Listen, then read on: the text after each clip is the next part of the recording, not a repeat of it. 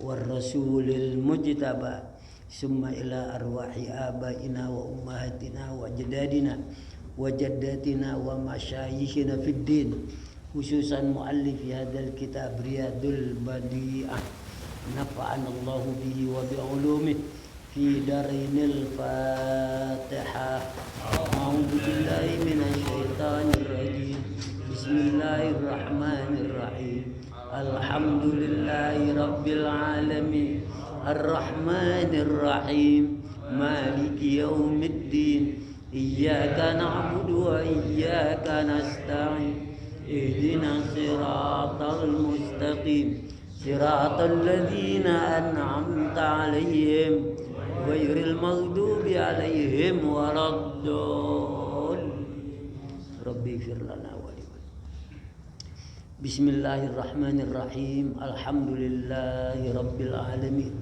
والصلاة والسلام على سيدنا محمد أشرف الأنبياء والمرسلين وعلى آله وصحبه أجمعين سبحانك لا علم لنا إلا ما علمتنا إنك أنت العليم الحكيم رب اشرح لي صدري ويسر لي أمري واحلل عقدة من لساني يفقهوا قولي وبسندنا المتصل إلى شيخنا المؤلف رحمه الله تعالى وأدام النفع به وبعلومه في دارين آمين وقال. Sekarang kitabus sholah ya. Alhamdulillah. Ayo kita baca. Bismillahirrahmanirrahim. Kitabus sholati. Faradallahu ala hadhil ummati fi kulli yawmin wa laylatin khamsa salawatin faqat wa hiya adh-dhuhru wal 'ashru wal maghribu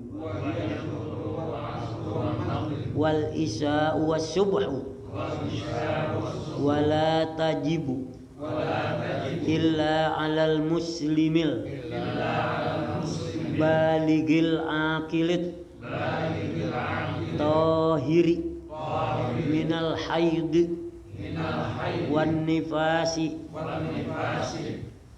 ba'da dukhuli waqtiha wa likulli salatin minha waqtun mahdudun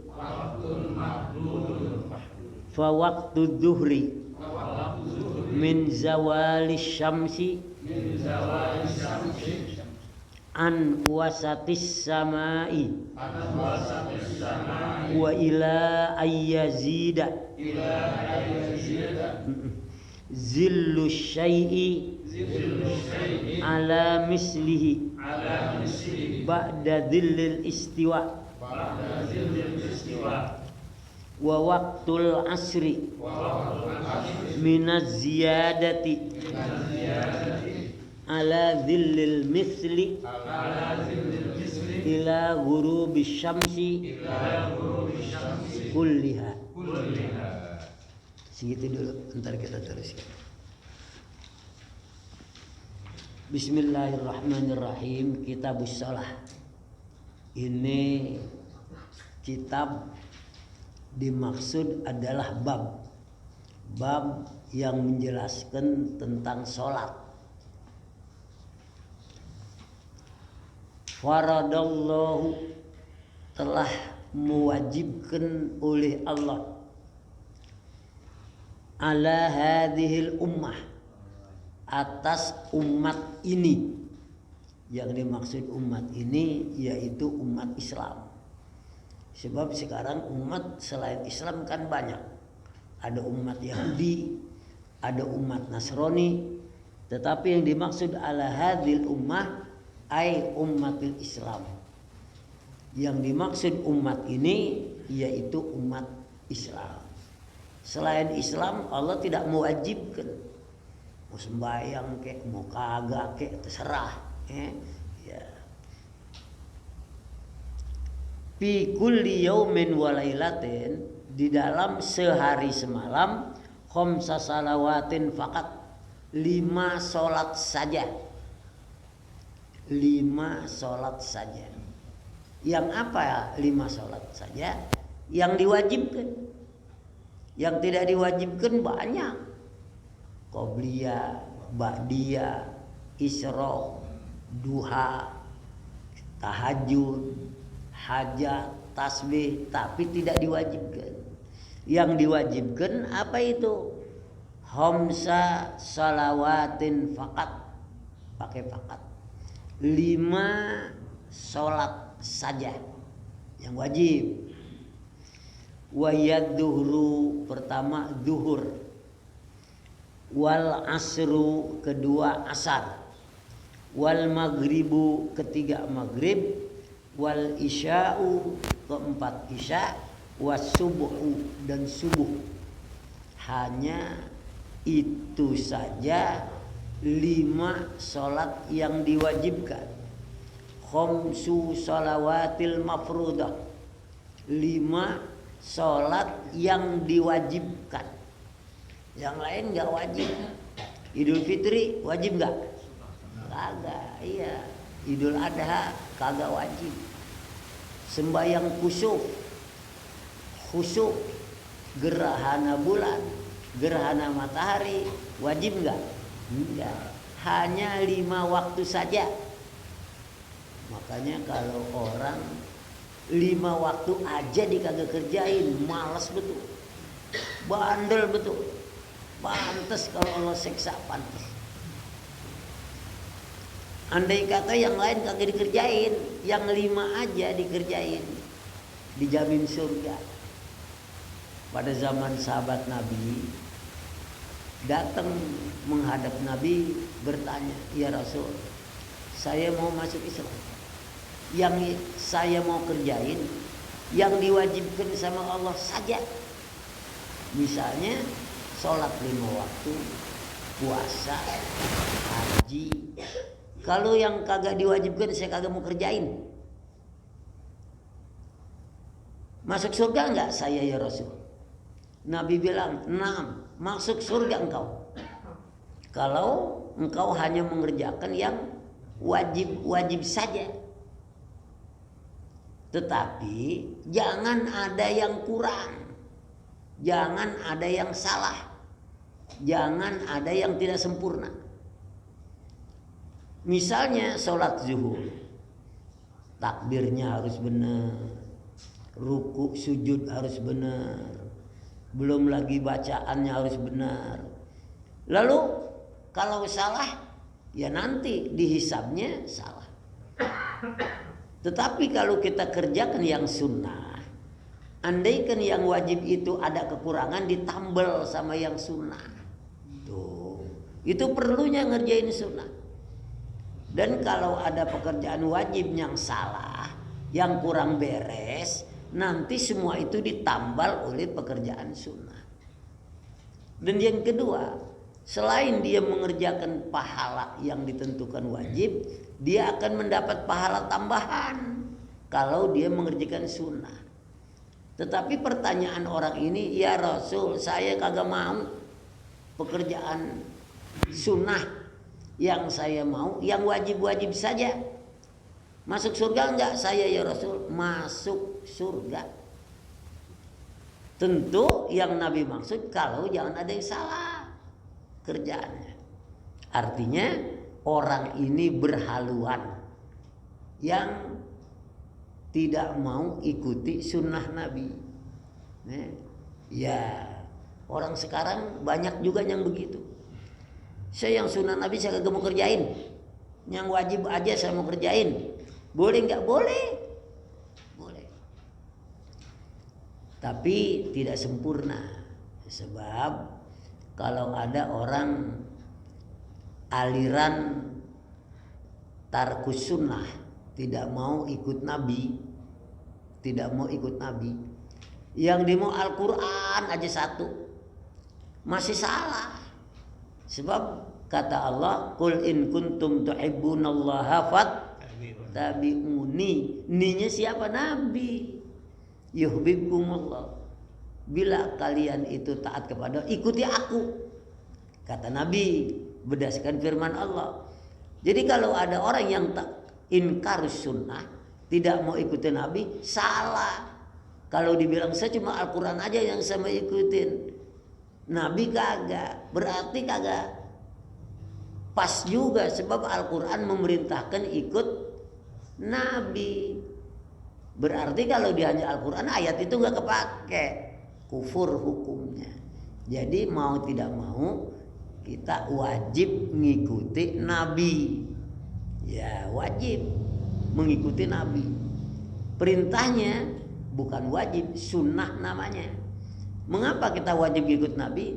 Allah yang suruh berdasarkan firman-Nya, Qul, katakan ya Muhammad, in kuntum tuhibbunallah, kalau kamu merasa cinta taat bakti kepada Allah, fattabi'uni, ikuti aku Nabi, baru yuhibbukumullah, kamu dicintai juga oleh Allah, wa yaghfir lakum dzunubakum, dan Allah ampuni dosa-dosa kamu. Ya.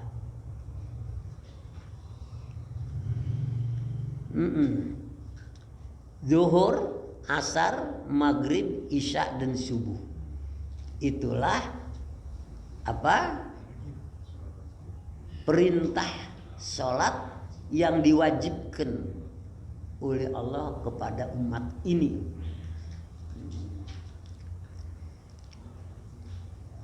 Wala tajibu, tidak wajib sholat illa alal muslimi, kecuali orang muslim. Muslim itu juga kalau dia sudah balik, anak kayak gini nih, belum wajib di mau sholat ke, di mau kagak ke, tidak dosa. Sebab mengapa? Dianggap belum balik. Walaupun belum balik, masih anak kayak gini, kewajiban orang tuanya untuk mendidiknya supaya kalau sudah balik dia bisa.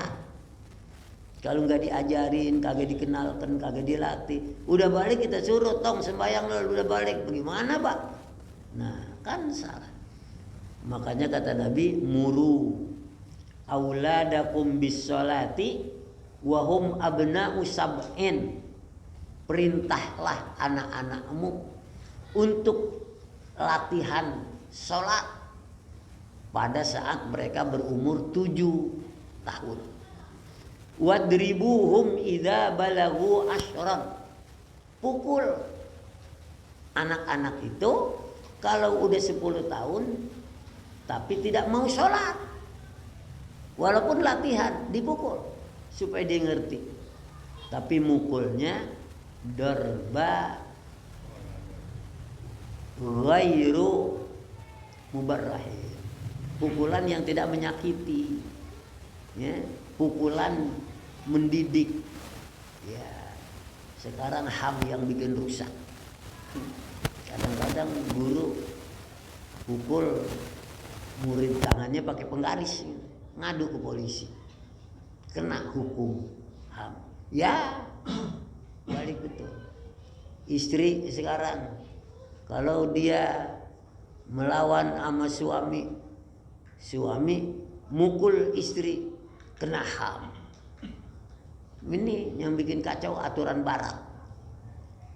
Kan mukul anak Nabi yang suruh.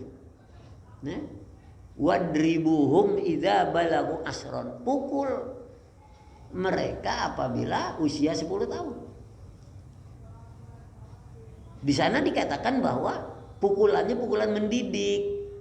Masa anak begini kagak sholat pukul pakai dolken, kita pukul pakai kayu, lidih misalnya, ya boleh-boleh aja. Tapi HAM tetap melarang. Mukul istri, Allah yang suruh. Wallati takhafuna nusuzahunna fa'izuhunna wahjuruhunna wadribuhunna, pukul. Tetapi pukulan yang bersifat edukatif, bersifat mendidik, mengajar, boleh. baik anak maupun istri. Boleh dipukul, tetapi pukulan yang tidak membahayakan dan sifatnya mendidik. Tapi kalau yang namanya HAM kagak perlu, nggak boleh. Pokoknya bisa dilapor ke polisi. Iya, jangan kayak gitu. Begitu. Kemudian wala tajibu illa alal muslimi, tidak wajib sholat kecuali muslim. Muslim juga al-balighi, yang udah baligh. Artinya kalau belum baligh tidak wajib, tetapi mesti diajarkan. Al-akili, yang berakal sehat. Ada orang muslim udah baligh gila, nggak wajib sholat, nggak wajib puasa. Kalau bapak pengen kagak wajib, nah gila aja, nggak apa-apa, nggak wajib. Rufi al-aklam an salasin, dibebas tugaskan dari perintah Allah ada 3 orang. As-sobi hatta yablugh, anak kecil tuh sampai dia balik. Wan naimi hatta yastaqidha, orang tidur sampai dia bangun. Kalau ada orang tidur sebulan kagak bangun-bangun, nggak wajib puasa, nggak wajib sholat, kagak wajib. Dia bangun wajib. Misalnya bapak capek betul, tidur 11:30, bangun jam 4 siang, nggak sholat zuhur, kagak dosa, nggak kena dosa. Bangun langsung kerjain qadha gitu. Saya mau tidur terus dah, gak sholat kan kagak bisa. Ntar giliran bangun kena kewajiban. Kalau mau kagak kena kewajiban, jangan bangun-bangun tuh. Ya. Anil majnun hatta yafiqa, ya. Orang tidur, anak kecil, orang gila, tuh 3 perkara rufi'a, diangkat kewajibannya, boleh. Ya. Jadi di sini dibilang orang muslim yang baligh, orang muslim yang berakal, orang muslim yang suci, laki kek perempuan kek. Kalau dia berhadas nggak boleh sholat. Kayak bapak nih, bapak ini kan udah baligh, sehat akal, tapi punya hadas kecil, datang-datang mau sholat aja, ya kagak boleh. Mesti apa? Wudu syaratnya. Termasuk orang yang mau sujud syukur, itu mesti ada wudu dan tutup aurat. Bukan gol sujud di lapangan, kagak pakai wudu, celananya ya gitu kotor-kotor, ya itu lambang sebagai tanda gembira, tetapi tidak bisa dikategorikan sujud syukur, ya. Jadi mesti pakai wudu. Termasuk sholat, ya. Jadi tohir minal haid, dari haid. Istri kita baligh, akalnya sehat, muslimah, cuma lagi men, ya nggak wajib. Sebab diwajibkan yang suci. Wan nifas, dan darah nifas. Ba'da dukhuli waktiha, wajibnya sesudah masuk waktu. Sekarang mau sembahyang isya nggak boleh, belum datang kewajiban. Kapan? Ntar udah beduk isya baru.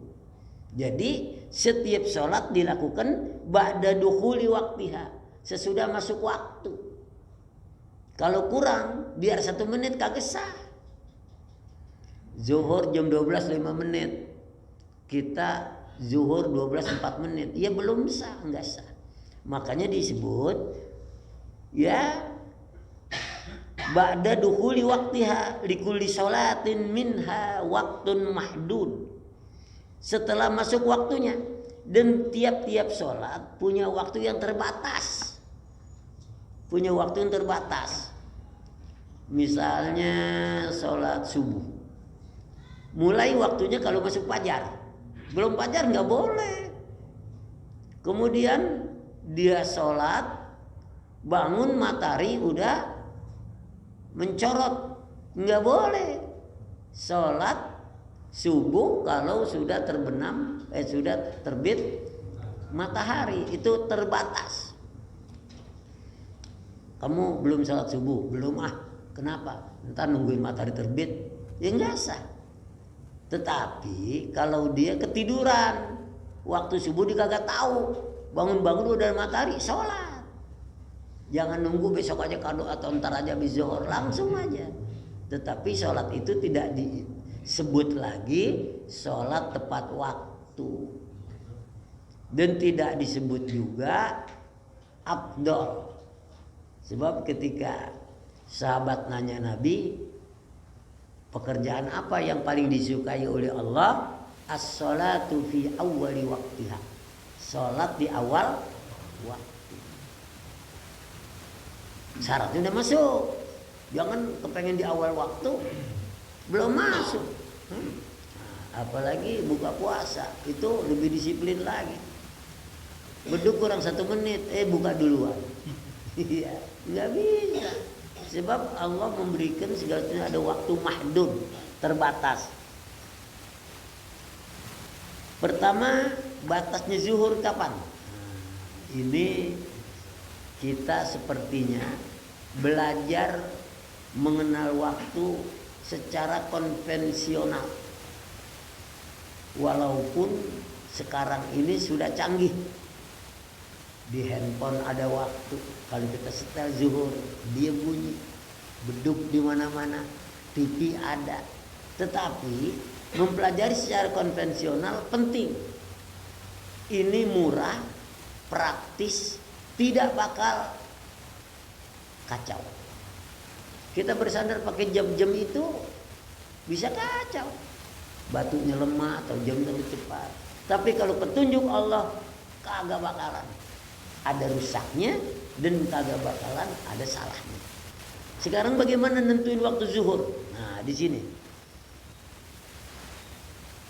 Waktu duhri, maka waktu zuhur min zawali syam, dari tergelincirnya matahari. Ayo masuk. Nah, jadi ayo ini kosong. Ya. Ya.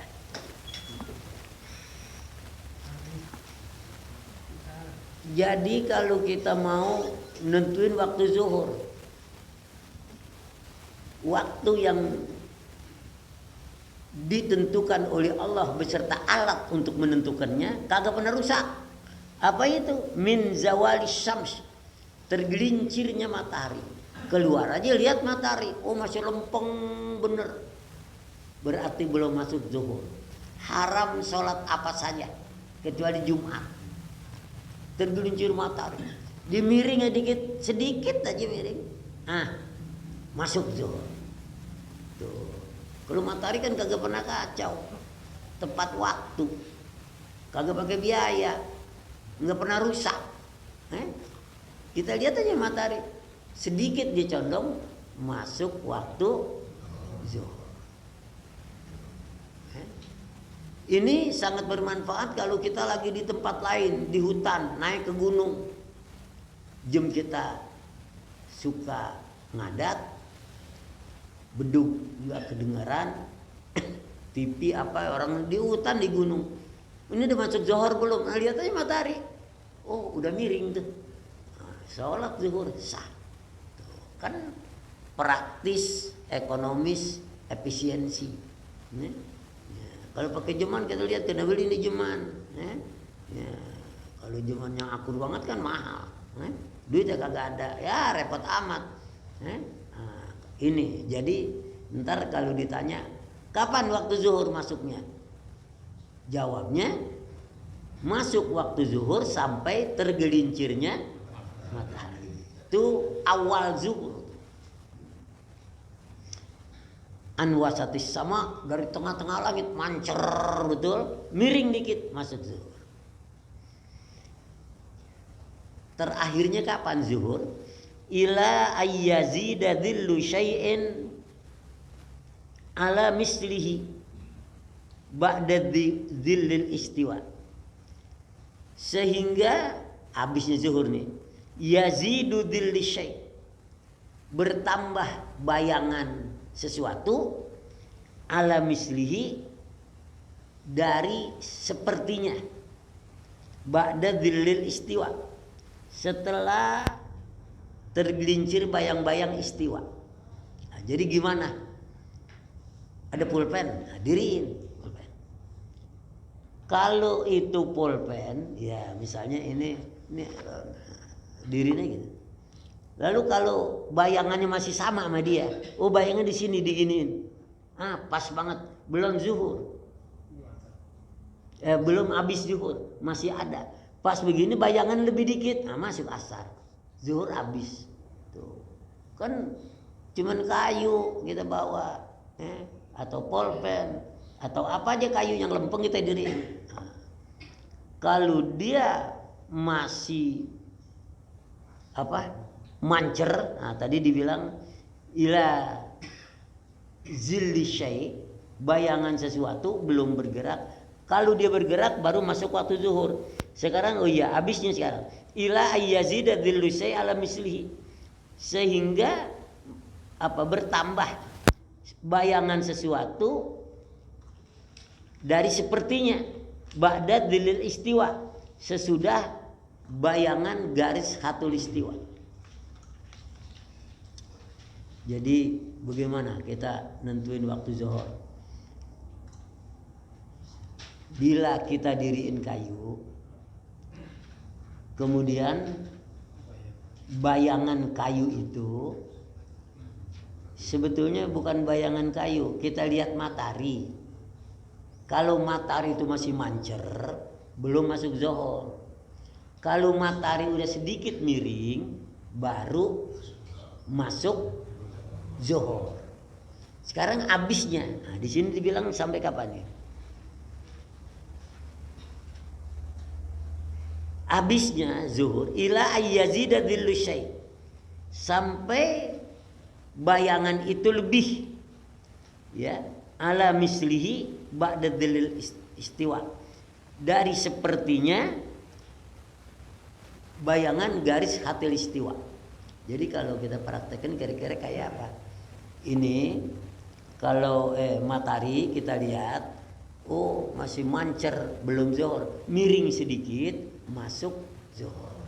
Sekarang menentukan waktu habisnya waktu zuhur, tongkat kita diriin, maka tongkat itu lihat bayangannya semana. Kalau ini kan ada segini misalnya, kena mataharinya di sono, kita ukurin masih belum habis zuhur. Kalau bayangannya lebih sedikit aja, habis sudah, langsung masuk asar. Saya ulangi, mulainya zuhur dari kapan? Tergelincirnya matahari. Udah tergelincir matahari sedikit, walaupun sedikit, udah condong, ya, masuk zuhur. Untuk habisnya diriin bayangan. Kalau bayangan ini misalnya segini, udah lebih, berarti zuhur udah habis, masuk waktu asar. Gampang, bayangan. Di sini bayangan diriin, masih zuhur. Di sini, masih zuhur, lebih dikit, habis zuhur. Itu waktu zuhur. Sekarang waktu asri, masuknya waktu asar. Minaz ziyadati ala dhilil misli, dari lebihnya bayangan dari tongkatnya. Tadi kan kalau misalnya masih sama, masih ada waktu zuhur. Kalau dia udah lebih dikit, berarti habis waktu zuhur. Kalau habis waktu zuhur, berarti masuk waktu asar. Kalau zuhur habis, berarti asar. Jadi kalau pertama kita lihat matahari masih mancer di tengah-tengah, belum masuk zuhur. Sedikit bergelincir, masuk zuhur. Kalau bayangan itu lebih, zuhur habis, berarti masuk asar. Jadi kalau ditanya kapan mulainya asar, apabila bayangan sesuatu lebih dari bendanya. Ini bendanya nih, ya. Ini bayangannya sih. Nah, panjangan bayangan berarti mulai masuk waktu asar. Sampai kapan asar itu habis? Oh, yang mana ini ya? Iya ini paling atas nih. Ila guru bisyamsi kulliha. Sampai terbenam matahari seluruhnya. Kalau masih kelihatan nongol matahari walaupun dikit, belum masuk waktu maghrib. Masih ada waktu asar. Jadi bagaimana? Kalau kita melihat sunset apa itu? Ya, terbenam atau terbit matahari. Matahari itu punya kus'ah itu lingkaran. Kalau misalnya mau terbenam, baru sebelah matahari tenggelam, masih ada enggak asar? Ada. Asar. Iya betul. Asar masih ada. Tenggelam, kelihatan kayak alis pengantin. Masih ada asar. Terbenam semua, masuk waktu maghrib. Hilang waktu asar. Tuh, ini jadi apa? Alat yang kita gunakan alat yang murah meriah, kagak pakai modal dan kagak pernah rusak. Nah, matahari kan setiap hari terbit dan terbenam. Kalau mataharinya masih ada, berarti asar masih ada. Mataharinya tenggelam separuh atau separuh, tinggal sedikit matahari kelihatan, masih ada asar. Pleng, habis sama sekali, habis asar, masuk waktu maghrib. Ntar masih bisa tuh kalau ditanya, coba terangin masuk waktu zuhur asar. Nah, terang. Waktu zuhur dimulai apabila matahari tergelincir, masuk waktu zuhur. Habisnya waktu zuhur apabila bayangan suatu benda melebihi dari bendanya, masuk waktu asar.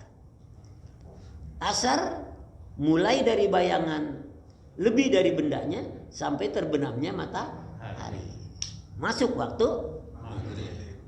Kan gampang. Kemudian kita lanjut masih. Wa waktul maghribi. Nah sekarang masuknya waktu maghrib. Min tamami ghurubi syams. Dari sempurnanya terbenam matahari. Jadi bulatannya habis semua. Maka mulai masuk waktu maghrib. Hatta yaghibas safakul ahmaru. Sampai terbenamnya mega yang merah. Artinya apa? Kan kalau matahari masuk ke sana tuh masih nyenter tuh, walaupun dia misalnya ini batas matahari, ini matahari. Kalau matahari ada masih nyinir saatnya. Kalau udah tenggelam, nah begitu kesononya masih nyinar dia. Itu namanya safak, mega yang kuning.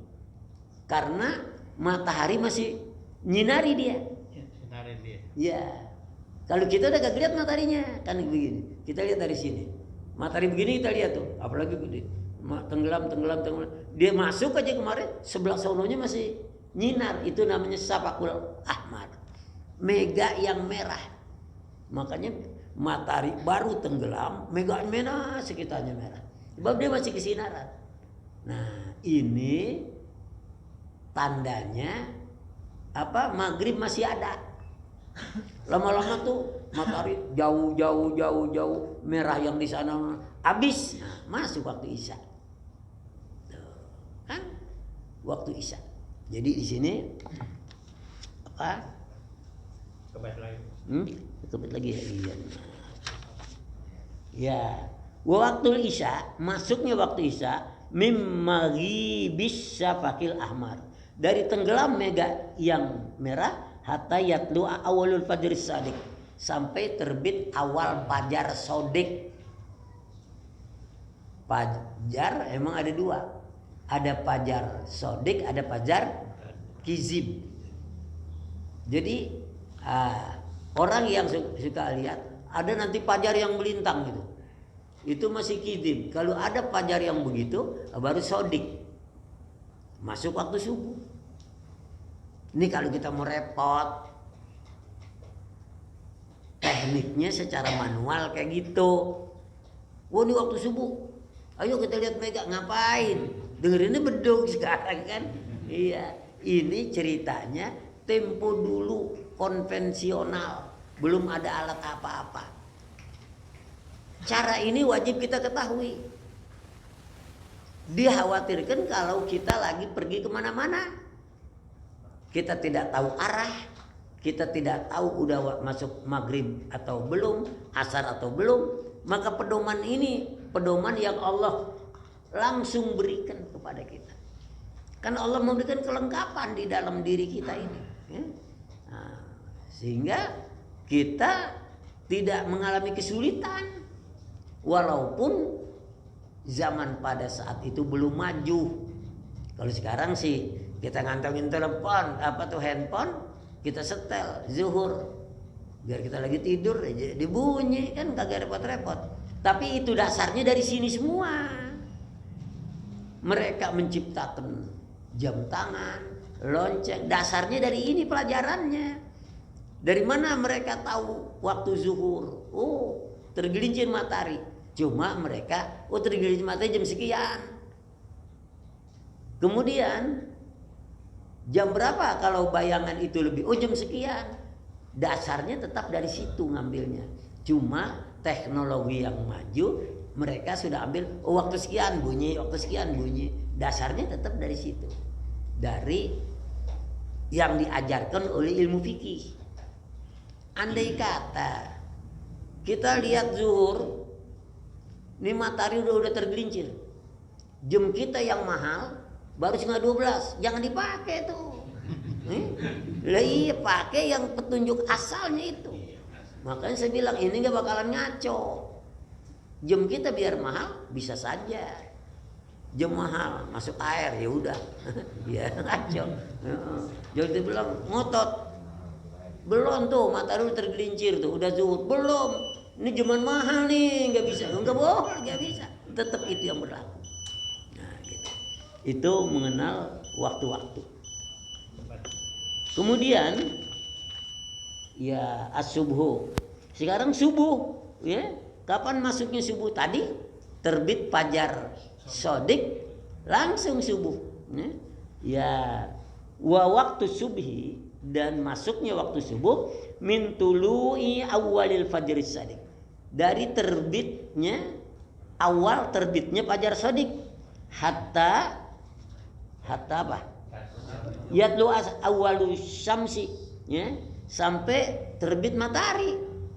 Tuh matahari udah terbit tuh, ya udah ngapain? Habis waktu subuh. Kemudian dari situ sampai waktu itu, nah itulah haram sholat. Ya. Wala qada'a 'alal kafiri idza aslama. Nah, ini ceritanya lain sebetulnya. Ya udah sampai di situ kita menjelaskan tentang waktu-waktu sholat. Saya simpulkan pelajaran kita malam ini, sholat merupakan hal yang diwajibkan oleh Allah kepada siapa? Kepada umat Islam. Umat Islam juga yang sudah memenuhi persyaratan. Pertama sudah akil baligh, kedua berakal, ketiga suci, baik hadas kecil maupun hadas besar. Apa-apa yang diwajibkan sholat itu zuhur, asar, maghrib, isya, subuh. Kemudian kapan masuk waktu zuhur? Sejak tergelincirnya matahari. Sampai kapan?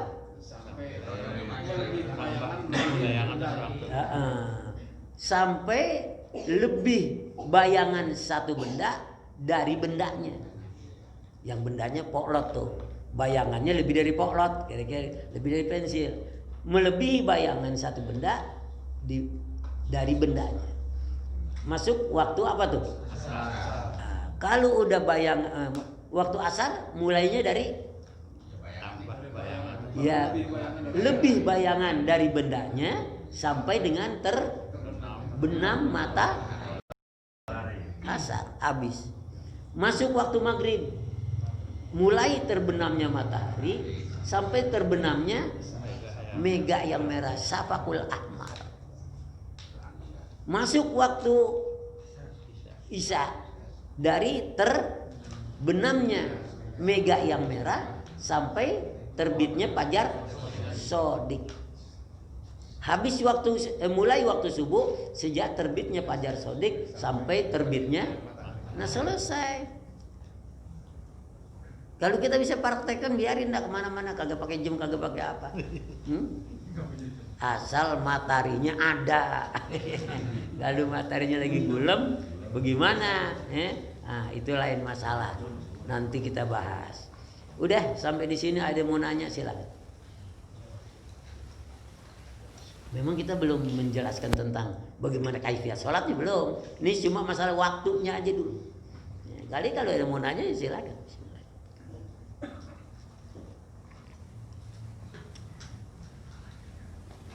Kalau udah paham, itulah ilmu namanya.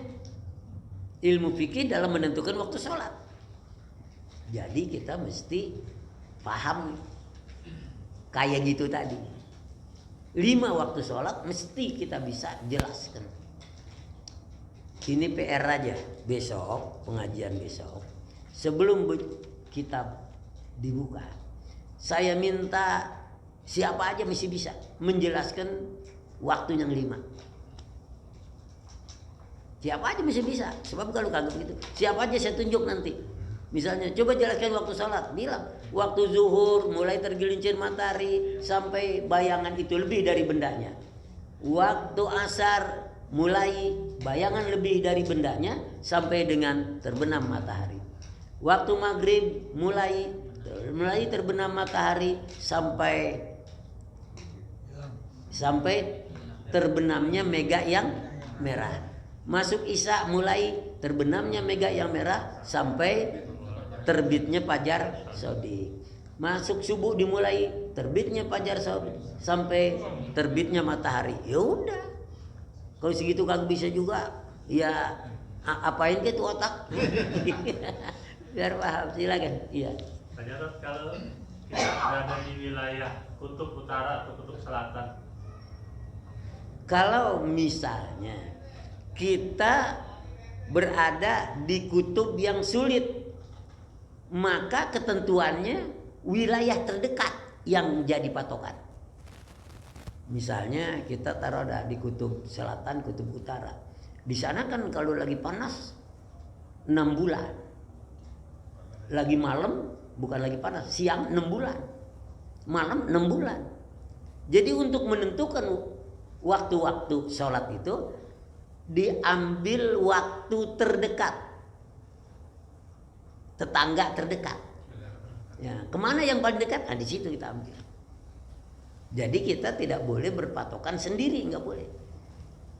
Nah, bagaimana terdekatnya misalnya? Ya kalau memang terdekat ada matahari, gunakan rumus ini. Kalau memang sudah canggih gitu, kita kagak tahu. Tahu-tahu di sana udah masuk maghrib, pakai yang terdekat itu. Jadi dia sendiri kan ukurannya tetap kemari, biar dia pakai jam, dia pakai lonceng, ukurannya tetap kemari. Ya? Nah, makanya kita ngambil waktu terdekat, daerah terdekat dari daerah yang aneh. Itu kalau 6 bulan siang 6 bulan malam kan aneh itu. Nuntun kayak gini kagak bisa, jangan dipakai. Termasuk puasa. Oh di sana udah puasa, di sini ikutin. Itu namanya berbeda matlak. Ya, tapi sih jarang terjadi, kita kapan ke kutub. Ya, tapi masalah harus kita ketahui. Saya pernah ada yang nanya dulu, Ustaz kalau kita tinggal di bulan bagaimana? Oh nanti dah saya jawab kalau udah saya tinggal di bulan. Ya, tetapi jawabannya paling kalau kita misalnya pergi ke bulan, kita bawa jam yang memang jam kita itu akur, ikuti aturan jam sesuai dengan bumi. Sebab di bulan belum ada aturan fikih yang mengarang seperti itu. Lalu dia madhabnya madhab mana katanya? Ya madhab kiblat. Kiblatnya mana? Lah cari sendiri. Ya. Ada yang lain lagi barangkali? Yang nggak wajib sholat kan, Hah? yang nggak wajib sholat kan sebelum akil balik, ya kan? Terus ya apa? Iya, yang berakal sehat. Yang jadi pertanyaan saya, misalkan nih orang anak SLB, tapi SLB-nya itu kalau dibilang masih ngerti perempuan segala macam, itu wajib sholat nggak? Ya wajib. Nah, perempuan dengan ngerti. Memang yang namanya SLB itu kalau dia dididik, dia pinter. Cuma memang gerakannya lain sama kita orang. Sebab kadang-kadang lehernya miring aja, ngomong lidahnya lalu bahasanya kurang jelas. Kadang-kala ya itu dia berkewajiban sholat, patokannya ingatannya. Kalau masa dia ingatannya, makan dia tahu, tidur dia tahu, duit dia tahu, perempuan cakep dia tahu juga.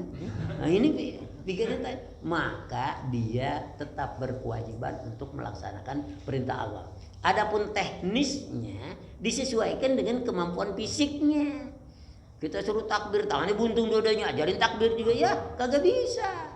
Biarin dia kagak takbir, atau ginanya bergerak sedikit. Nah, jadi kalau teknis disesuaikan kemampuan fisik. Kalau masalah hukum jadi patokan ingatan. Kalau dia ingatannya ada, sadar, ya, waras, sholat. Ingatannya kagak ada, ya enggak. Ya segini dulu dah. Ada yang mau nanya lagi? Cukup dulu ya. Ya. Ingat tuh, ingat. Besok pengajian besok. Saya takut gini kan. Wah, gua kagak pal, gua gak dateng dah. Ya. Kosong. Ya. Kosong. Pengajian kita nih bukan pengajian kayak anak sekolahan. Anak sekolah kagak datang aja di setrap. Ini nggak ada. Kagak dapat dipukul sama penggaris ini kagak bisa diajarin. Jangan kebangetan takut, udah aki-aki bisa takut aja. Sampai kagak datang ngaji, oh jangan. Tapi di sini nggak ada. Namanya diomelin, dimarahin, kagak ada. Apalagi di setrap, dihukum, kagak ada. Ya, ayo. Kalau dijawab, ayo kamu, Ustaz saya kagak bisa. Ya udah. Ya. Nah, itu aja. Al-Fatihah. A'udzubillahi minasyaitonir rajim. Alhamdulillahirabbil alamin. Iyyaka na'budu wa iyyaka siratal ladzina an'amta 'alaihim ghairil maghdubi. Bismillahirrahmanirrahim. Alhamdulillahirabbil alamin. Hamdan yuwafi ni'amahu wa yukafi mazidah. Ya Rabbana lakal hamdu wa lakal syukru kama yanbaghi li jalalika wa 'azimi sultanik. Allahumma shalli wa sallim ala sayyidina Muhammad wa ala ali Muhammad. Allahumma anfa'na ma 'allamtana wa 'allimna ilman ma yanfa'una wa zidna ilma. Allahumma iftah lana hikmataka wa ansur 'alaina rahmataka ya zal jalali wal ikram. Allahumma arzuqna fahman nabiyyin wa hifdzal mursalin wa ilhamal malaikatil muqarrabin bi rahmatika ya arhamar rahimin. Rabbana taqabbal minna innaka antas samiul alim. Tub 'alaina innaka antat tawwabur rahim. Rabbana atina fid dunya hasanah wa fil akhirati hasanah wa qina adzabannar. Wa sallallahu alaihi wasallam Muhammad wa alihi wasallam walhamdulillah.